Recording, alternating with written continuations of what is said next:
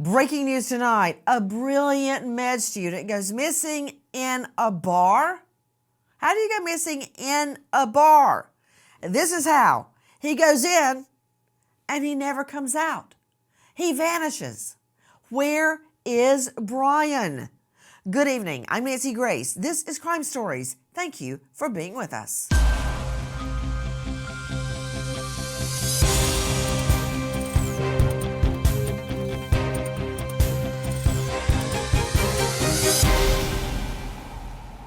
A 27-year-old medical student vanishes into thin air. Surveillance captures him entering a bar, but never leaving.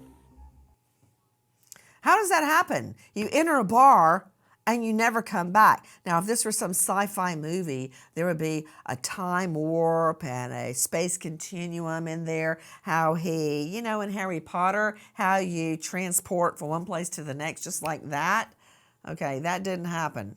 There is a logical explanation, but what is it? How can a brilliant medical student go into a bar to meet his friends and never emerge? And it's not just that witnesses don't see him emerge. He's not caught on security surveillance, cams, CCTV, nothing.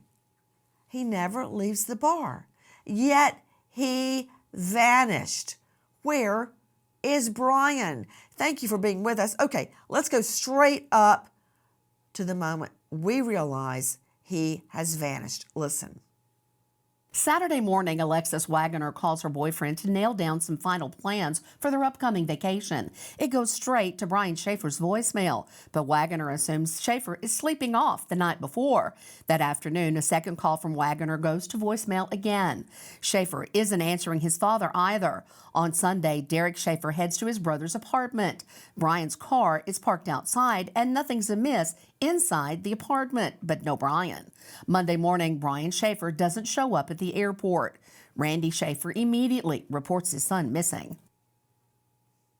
Okay, that's a lot of information, but most specifically, where do I start the timeline?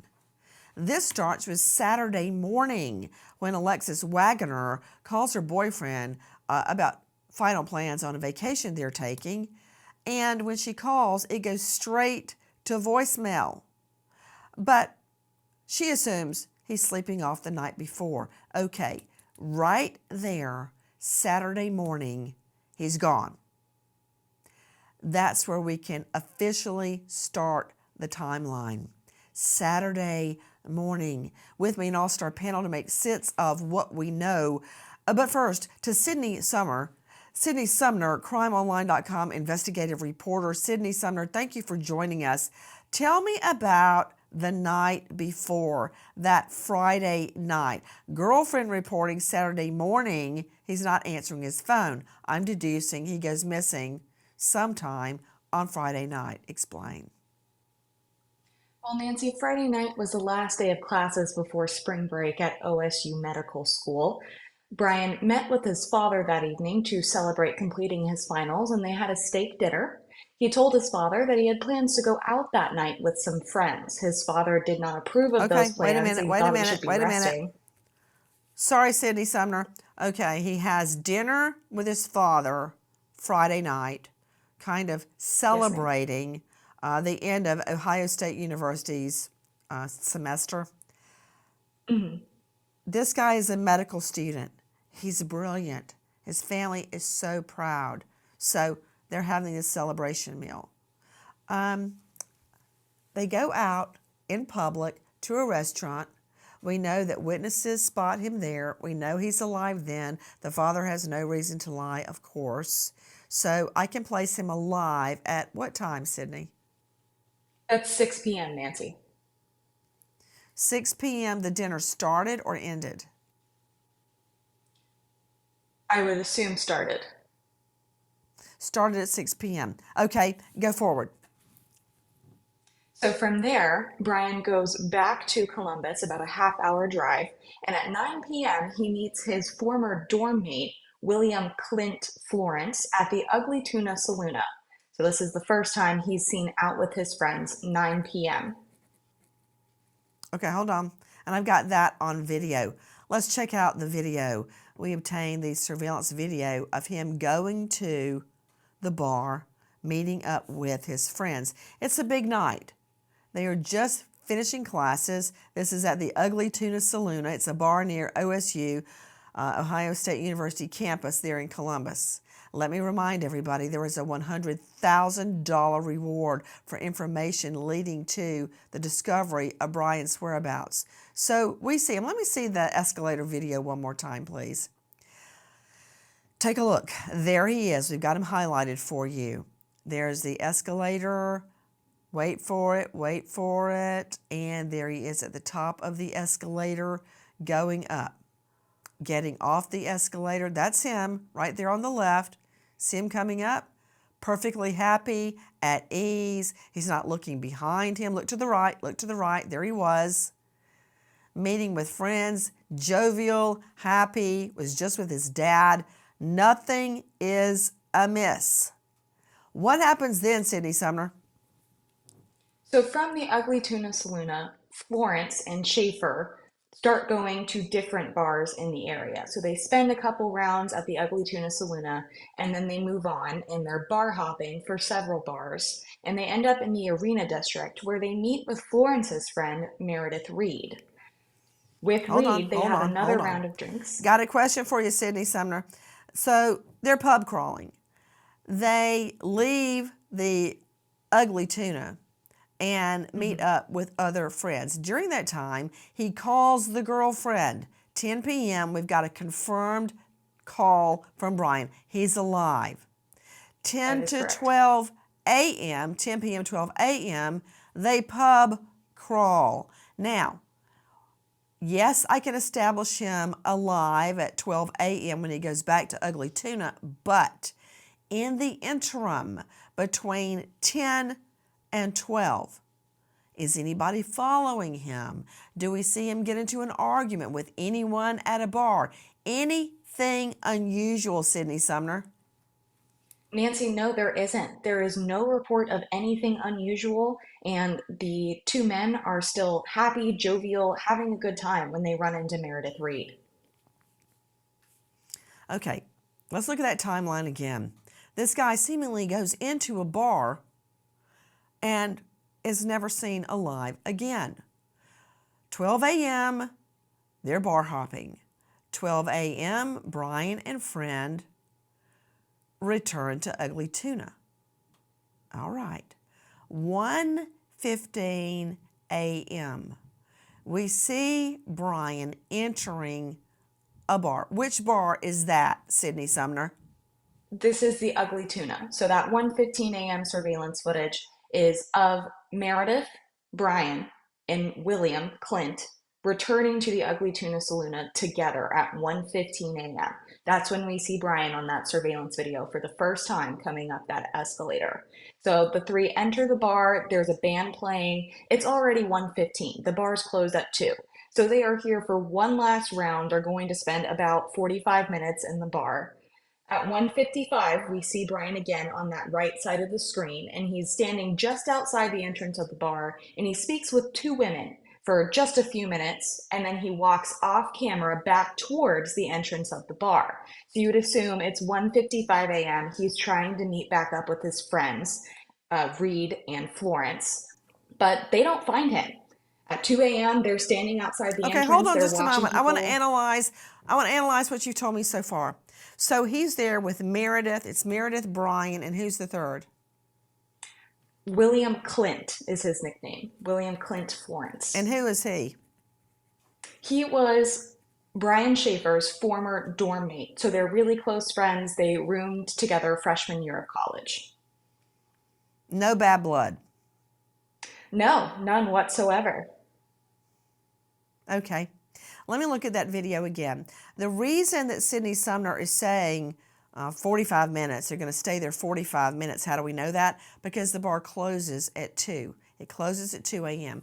You're looking at video surveillance footage. Highlighted for you is Brian Shaffer. Now, Sydney, is this just outside the bar? Is it the foyer? Where is this? Yes, so this is just outside the entrance of the bar. So you take this escalator up to the second floor. You can get to several businesses on that second floor, and the entrance of the Tuna is just behind that escalator. So when we see Brian standing to the right of the escalator in this footage, that's just outside the entrance of the bar. Okay. We know he's going to be there at most 45 minutes because right now what you're seeing is 1:15 a.m. and he knows the bar closes at 2. So Sydney Sumner, are his friends Meredith and William inside the bar at the time we're seeing him Yes. on surveillance video?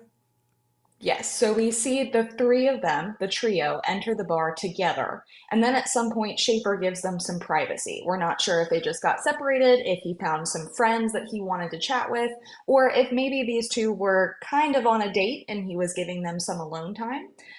So Schaefer separates from Reed and Florence, who stay together the entire time they're at the Ugly Tuna Saloona. And they are Okay, wait a supposed to minute. join So back are up to leave Meredith together. and William a couple?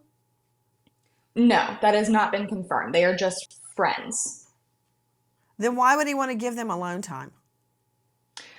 I'm not sure. Maybe, again, like we said, we saw him chatting with those two women outside the bar. So maybe he ran into some friends that he knew from class and decided, hey, I want to say hello to them. So I think that's what Okay, happened. got it. Now, let me understand something. Guys, you're hearing crimeonline.com investigative reporter Sydney Sumner, and we're looking at video footage, surveillance footage of Brian. And the two people with him in that video, Sydney, are Meredith and William. What we're seeing right now, that highlighted portion on the right, those are two women that Schaefer was not out with that night. They Oh, may have been okay. classmates. So coming up the Gotcha. escalator, yes, that is Schaefer and Florence. Yes, Okay, that's Schaefer, coming up the Florence, and Reed right escalator. there. Yes. Okay. Move the video back, if you don't mind, control room, to him outside speaking with the two women. Sydney Sumner, you're saying he sees these two women, they're laughing, they're talking, and it looks as if the three of them go back into the bar, Sydney. Correct, Nancy. It looks like Schaefer walks off camera back towards the entrance of the bar. And it's 1:55 a.m. at this point. So I think Schaefer is looking to meet back up with Reed and Florence, say his goodbyes before they part nights for the evening. They know they have 5 minutes until this bar is closing. Okay, and we do know, can we confirm Meredith and William are in the bar? Yes, they waited for Schaefer outside the bar for minutes and minutes and minutes. And eventually, they assumed that Schaefer just went home. His apartment is located just 6 blocks away from this gateway building where the Ugly Tuna Saloona is located. So they assumed that it got late and he just started walking by himself. Joining me right now, in addition to Sydney Sumner, is Matthew Mangino, high-profile lawyer, Steve Fisher, missing persons private investigator, Dr. Angela Arnold, renowned psychiatrist in the Atlanta jurisdiction, and Todd Shipley, who is a digital cybercrime expert, author of Investigating Internet Crimes. Todd Shipley, we would be able to tell, or an expert would be able to tell, if this video, this surveillance video we're looking at, had been doctored or edited in any way. Isn't that true? I think generally you're correct because we have to look at the time period when this occurred. The technology to be able to fake that video didn't exist during that time period. So I think we have to rely on the fact that that video was actually correct and true. And the police have never said it's not. A night out with friends turns into a nightmare when promising young med student Brian Shaffer disappears. By all accounts, Shaffer goes right back in the door into the Ugly Tuna Saloona. And you can see him following the two women. He meets just outside the door, and there's only one place to go, going in that direction, into the bar. No one disputes that. Oh, wait, how did we get here? In order to evaluate a missing person or a murder case, you start with knowing your victim, everything you can find out about the victim. It may have a huge impact on where they are and what happened to them. So who is Brian Shaffer? Listen. Brian Shaffer grows up in Baltimore, Ohio, with his younger brother, Derek. After graduation, Shaffer stays close to home for college, pursuing a degree in microbiology at the University of Ohio. Randy and Renee Shaffer couldn't be more proud when their oldest son decides to attend medical school at his alma mater. In Brian Shaffer's second year, his mother diagnosed with a rare blood cancer. 3 weeks before spring break, Renee succumbs to the disease. While her death is hard on Shaffer, 27, friends say he seems to be handling it well. The apple of his parents' eyes, Brian Shaffer seemingly goes into a bar, and no one is disputing that. There he is with mom, and he never comes out. He vanishes. Impossible. There's got to be a logical explanation about what happened to Brian Shaffer. Straight out to Matthew Mangino, high-profile lawyer, joining us, former prosecutor, author of The Executioner's Toll, The Crimes, Arrests, Trials, Appeals, Last Meals, Final Words, Executions of 46 People Across the U.S. That's a mouthful. You're going to have to work with that title. You can find him at mattmangino.com. Matt, thank you for being with us. There's so many theories out there, and it doesn't matter what case you're dealing with. It could be the Orenthal James Simpson double murder trial of O.J. Simpson. It could be the Karen Reed prosecution for the murder, the death, let me say, of her longtime boyfriend, a Boston cop. It can be Scott Peterson. The conspiracy theories that surround cases, especially when they're unsolved, abound. Just look online. So here we've got the same issue, a lot of conspiracy theories. But we, you as a defense attorney, me as a former prosecutor, have to look at the hard evidence and make sense of it. This is not the first case I've encountered where someone goes into a building and never comes out. What do you make of this surveillance video? Well, Nancy, I think the most crucial aspect of this is those 5 minutes between 1:55 a.m. and when the bar closes at 2 a.m. He has two friends inside the bar who say they leave at 2 a.m. looking for him, and they wait outside there. Now, I don't know how big this saloon is, but within 5 minutes, he's right outside the door, walking toward the door. They're coming out. They're waiting for him. What transpires in those 5 minutes? That, I think, is the answer, to this mystery. What did anybody else Well, see? the other thing is, I agree with you. Let me go straight out to Steve Fisher joining us, missing person private investigator, and you can find him at searchinvestigations.org. Steve, thank you for being with us. Listen, Thank you. the guys with the two women go into the bar. He's following along behind him, and no matter how much I have scoured through witness statements and other surveillance video in the area, Ugly Tuna's not the only one with a security cam. There's no evidence at all he ever leaves the bar. How do you explain that? It's literally like he turned into a ghost. I mean, as an investigator, this has everything that you want. Like you mentioned, it has surveillance of all the entrances and exits, including the back one, and all the surrounding businesses have surveillance. He's not captured on any of it. It's bizarre. I mean, he left. I mean, It's he's not there. extremely bizarre, Steve. And again, and I'm going to touch on it later, this is not the first time I've had a case where someone enters a building and is never seen alive again. But okay, when you don't know which way to go and you're not getting anywhere, everything is muddled, you start over and re-examine what you know. Listen, Brian Shaffer makes the 30-minute drive from Columbus to celebrate the start of spring break with a steak dinner at his father's house. Over dinner, Brian excitedly discusses his upcoming vacation to Miami with girlfriend Alexis Wagner. Brian plans to propose. Brian also mentions his plans to go out that evening with former roommate William Clint Florence. Randy Shaffer thinks Brian should be resting after a long week of exams, but doesn't try to sway his son from his celebrations. Please join us on our mission to find missing people, especially children, to solve unsolved homicides. If you're on the go, catch us on your favorite podcast app where you can get all of our content where we, in our own way, seek justice. A mysterious cell ping, a potential sighting in Mexico, but friends refuse to take polygraphs. What happened to Brian Shaffer? What did happen to Brian Shaffer? Again, not the first time a victim has gone into a building and never emerges.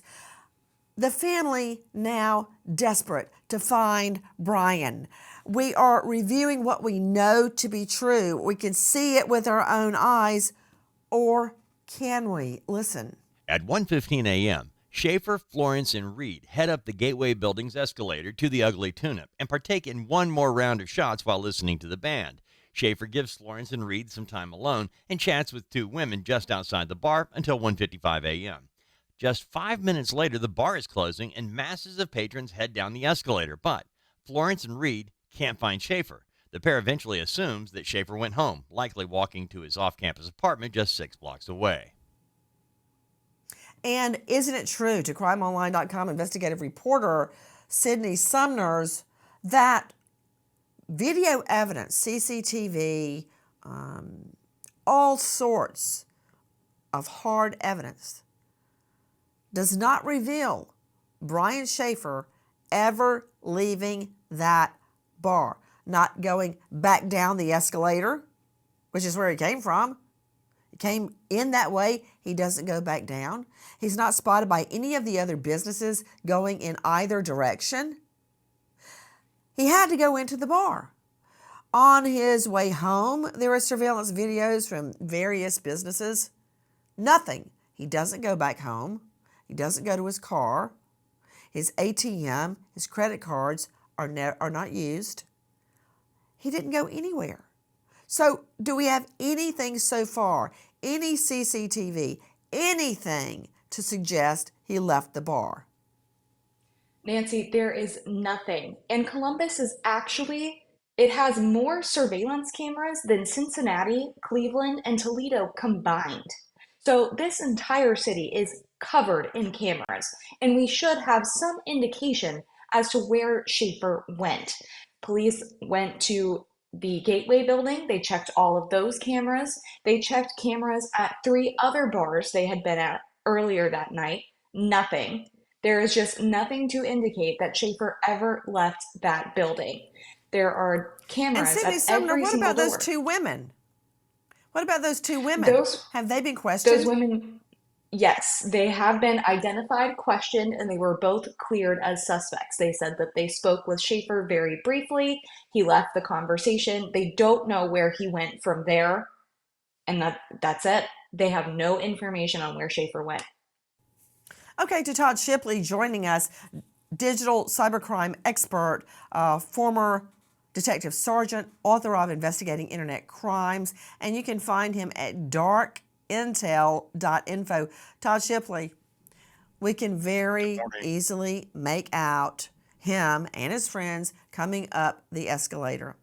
Even if he had on a hat, which there's no evidence he put on a hat, even if he took off the pullover, which there's no evidence he did that either, we would have seen him going down the escalator or leaving the bar. Feeding into those theories, again, those are just wild conspiracy theories. There's no evidence either of those things happened, that he put on a hat or changed his shirt. Well, exactly. I mean, the video stands for itself. I don't think we can look at that and say that there was additional things added or taken away, because the video at the time was not sufficient to hide that kind of thing. And so the video they've got is the video that exists, and there's no evidence that he left. And that's the scary part. Where is he, and how did he get out of the bar? Sydney Sumner joining us, crimeonline.com. Sydney, I'm only bringing up that back exit so everybody knows about it. He didn't go down the back exit, and I'll tell you why. Sydney, I've told you this once, I'll tell you again. In all the years I tried cases, my single best witness I ever put on the stand was a dog. Yes, I put a dog on the stand. And I will tell you, he survived cross-examination. But that said, dogs were brought in to pursue the zany theory that maybe out of the blue, Brian Shaffer goes out this service door that leads to a construction area, and you have to climb down a ladder. And they brought in canines to look in the sewers, to look in the garbage, to try to catch a scent. They didn't. And I guarantee you, I would trust a dog even more than I would trust a surveillance video. So tell me about that back exit. Yeah, so that back exit, realistically, we would have seen Shaffer enter that door.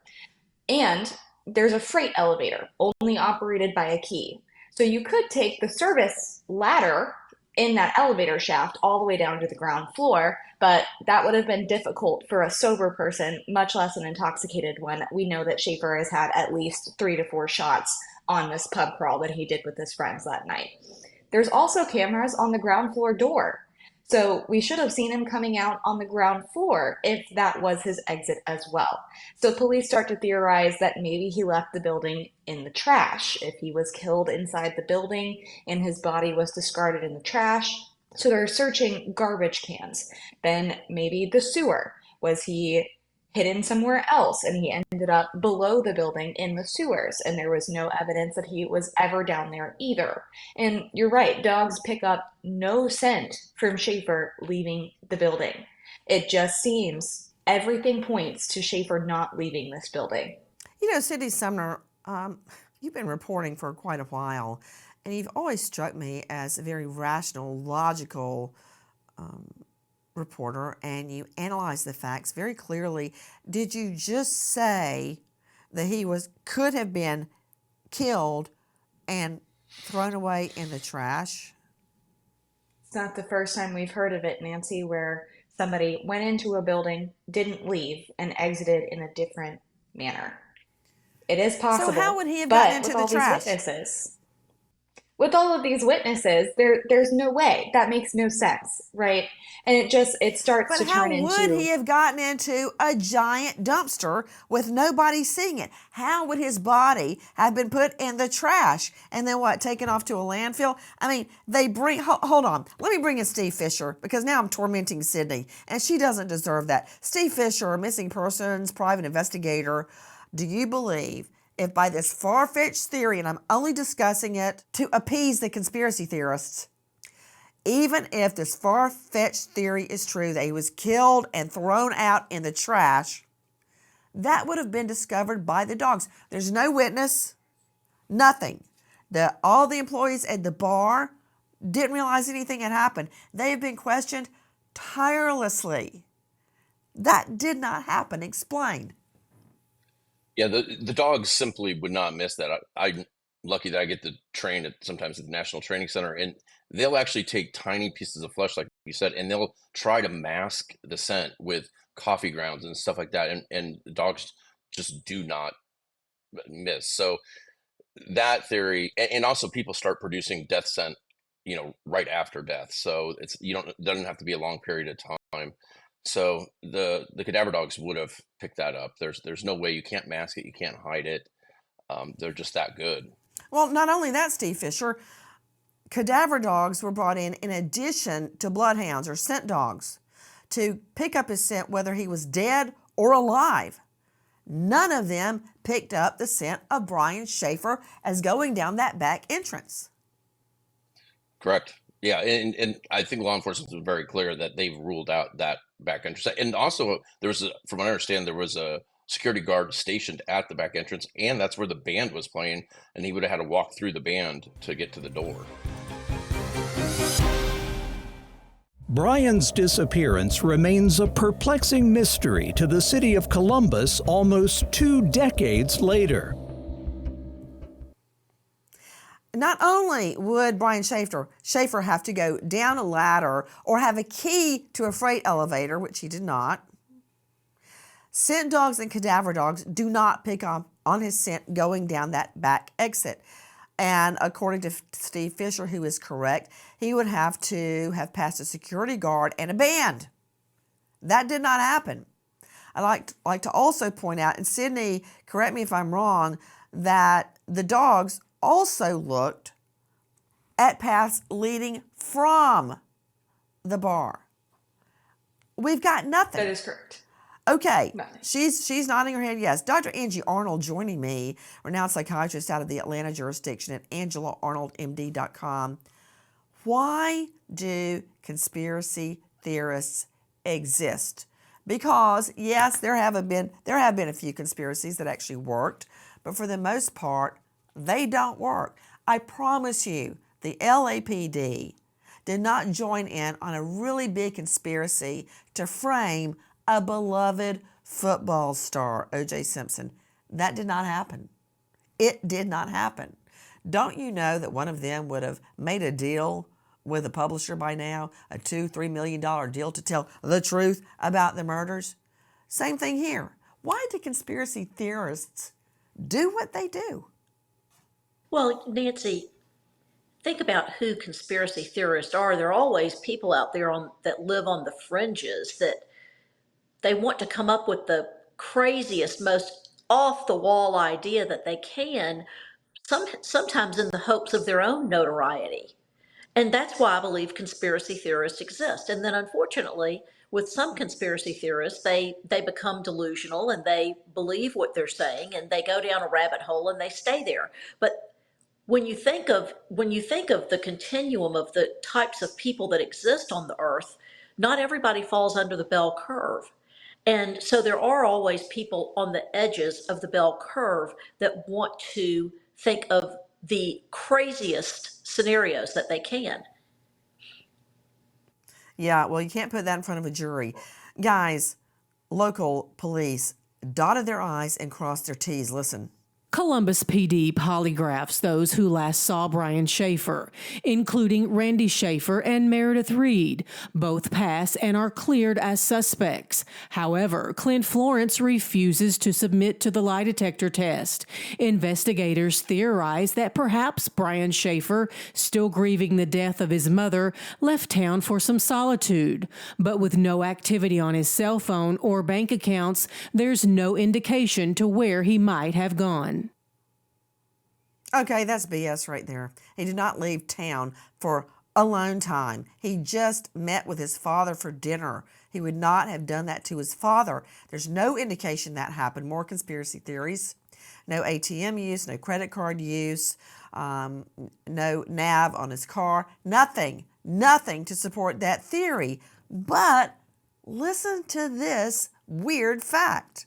Alexis Wagoner calls Brian Shaffer's cell phone at least once a day before going to bed, at most hoping he might answer, at least getting to hear his voicemail.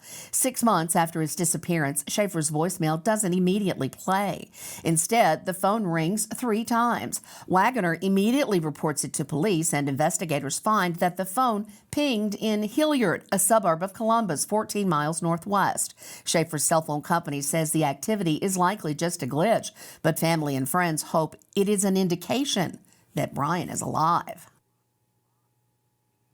Holding on to any scintilla of evidence that Brian could be alive. The theories that he is alive only deepen after this. 2 years after Brian Shaffer's disappearance, a large storm blows through Baltimore, Ohio. Randy Shaffer tries to cross his yard to retrieve something from his tool shed when a tree branch snaps, hitting him and killing him. Days after his death, Randy Shaffer's online obituary gets a comment reading, "I love you, Dad. Love, Brian, U.S. Virgin Islands." Investigators believe they've gotten their break. Did Shaffer leave the country and start a band? Plans he had jokingly mentioned to med school friends? The message turns out to be a cruel hoax, leading only to yet another dead end. You know, I could spend a whole hour talking about what jackass did that, writing a note from Brian on his online obituary to his father. That said, another dead end. I keep talking about another case where someone goes in a building and never comes out. I'm talking about Annie Lee. Listen. When police learn Annie Lay was never seen leaving the Amistad Street building, they must assume Lay is still inside. Investigators comb the building, discovering bloody clothes hidden above a ceiling tile. 3 days after Annie Lay is reported missing, and the day of her planned wedding, Lay's body is found stuffed in a cable chassis in a basement laboratory. Lay had been strangled. A 27-year-old medical student vanishes into thin air. Surveillance captures him entering a bar, but never leaving. Where is Brian Shaffer? In the last months, another young man disappears en route to a bar. Listen. Who is it that you're wanting to report is missing? We're here on a fraternity formal trip. It's one of my good buddies. Okay. What is his name? His name is Riley Strain. Riley, R-I-L-E-Y, Strain, S-T-R-A-I-N. And what was he last seen wearing? Outside of Luke Bryan's bar last night at like 10, and then the last time his location on his phone was by the sheriff's office at like 11 p.m. Riley Strain, leaving Luke's bar, wasn't seen alive again. Quite a period of time passed before his body was found in a body of water, still under mysterious circumstances. And he's not the only one. What about Andy Tinch? Andy Tinch has plans to spend the night out in Charlotte, North Carolina to celebrate his 31st birthday. Monday morning, Tinch misses his shift at his nursing job. His family immediately reports him missing. Later that night, Tinch's car is found abandoned in Monroe. As the investigation continues, police get a tip that Tinch was seen at Bar 316 around 12:30 a.m. This is the last known sighting of Andy Tinch. So Andy Tinch seemingly goes into a bar and never comes out. I know the answer to that riddle. Tinch was murdered. His body was disposed of in the garbage. That theory has been researched and investigated extensively in Brian Shaffer's case. That did not happen. Take a listen to this. Over the years, many have theorized about what happened to Brian Shaffer. Did Shaffer change clothes and simply wasn't recognized coming down the escalator? Was he killed and dismembered, hidden in an empty keg? Did a member of the band stuff his body into an instrument case? Or was he hidden in the building's infrastructure, concealed by the ongoing construction? Columbus PD hopes to one day have the answer for Shaffer's loved ones and is still asking the public for any information they might have. Central Ohio Crime Stoppers is offering a $100,000 reward for tips that help locate Brian Shaffer. A $100,000 reward. Tip line 614-645-4624. What happened to Brian? To Matthew Mangino, best theory?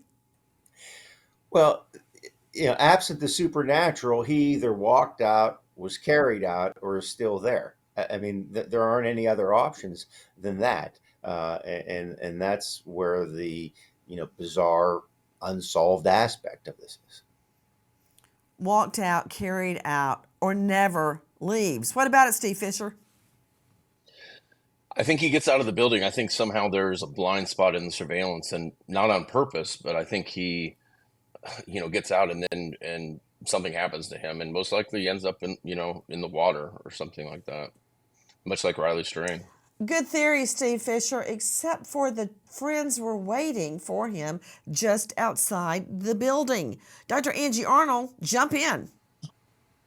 Nancy, medical school is very stressful. His mother dying was very stressful. I have this gut feeling that he disappeared and he's living his life somewhere else. That's really what I think, Nancy. Well, put her up, please, because I really want to see her face and see if she's managing to keep a straight face. Oh, okay, she is. I do, All right, Nancy. Dr. Angie, I thought you were going to They go down that route. I thought you might go with suicide.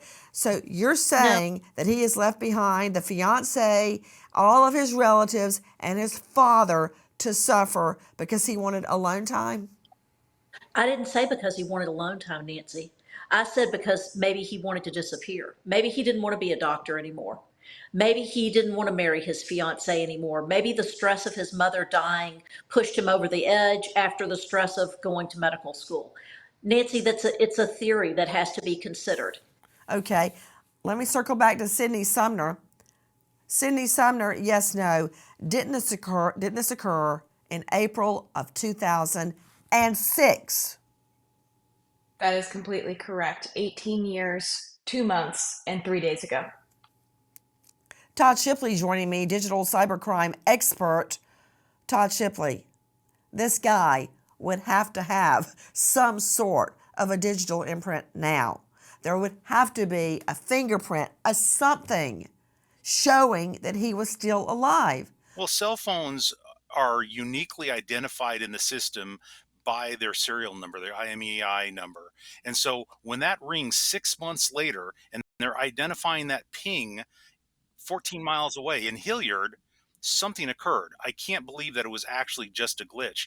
And in fact, there's a recycling company that is up there in Hilliard and started about a year before he went missing. So somebody could have turned the phone in and they happened to turn it on for whatever reason, and it happened. I think there's some evidence that we haven't found surrounding that phone and we need to find. Sydney Sumner joining us, crimeonline.com. The phone disappeared along with him, correct? That is correct. Brian's car was found outside his apartment. Ah, okay, so we would have to believe, logically speaking, that he became separated from his phone and that the phone somehow activated. I'm thinking long and hard about that, and I've got to reconcile it with the fact that I do not believe he would have left his father, relatives, friends, fiancé behind and suffering to have alone time or to disappear. He was more determined to get through med school after his mother's death than ever. That was his mission. I'm not buying it. We stop now and remember American hero, Sheriff Bradley J. Reckling, Oakland County Sheriff's, Michigan. Just 30. Reckling shot and killed in the line of duty. Survived by 3 beautiful daughters, Aliana, Isabella, and Scarlett, and a grieving wife, Jacqueline. They were expecting a 4th child. American hero, Deputy Sheriff Bradley J. Reckling. Thanks to all our guests for being with us tonight, but especially to you for being with us and our new MSM family. Nancy Gray signing off. I'll see you tomorrow night, 6 and 9 o'clock sharp Eastern. And until then, good night, friend.